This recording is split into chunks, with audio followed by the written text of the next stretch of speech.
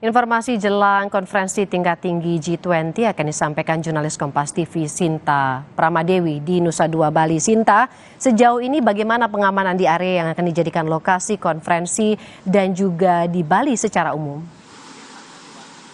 Ya, baik Wuru dan saudara, memang pengamanan di area KTT G20 ini sudah mulai diperketat mulai hari ini untuk kendaraan yang masuk khususnya ke area ITDC ini diperiksa satu persatu kendaraan, baik itu barang bawaan dari kendaraan tersebut untuk mengantisipasi hal-hal yang tidak diinginkan. Kemudian pengetatan juga dilakukan di mana kendaraan-kendaraan yang tidak memiliki stiker khusus ini juga dilarang untuk masuk ke area khususnya di kawasan tempat pelaksanaan KTT G20.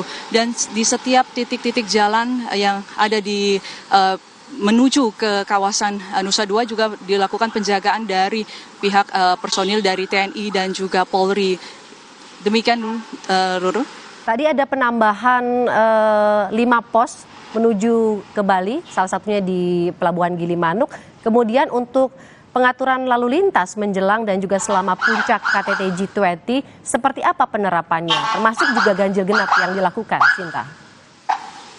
Baik, benar sekali Woro, memang untuk selama pelaksanaan KTT G20 ini dilakukan untuk penerapan rekayasa lalu lintas, yaitu penerapan ganjil genap. Dan khususnya di Bali ini terdapat 10 ruas-ruas jalan yang akan dilalui delegasi ini yang diterapkan untuk ganjil genap. Dan untuk penerapan ganjil genap ini sudah mulai diberlakukan mulai tanggal 11 November kemarin dan ini akan berlangsung sampai tanggal 17 nanti.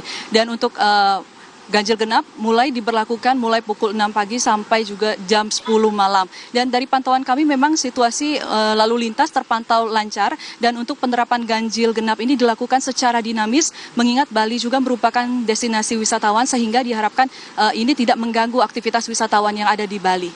Puro. Sinta Pramadewi dari Nusa Dua Bali, jurnalis Kompas TV, terima kasih atas laporan Anda.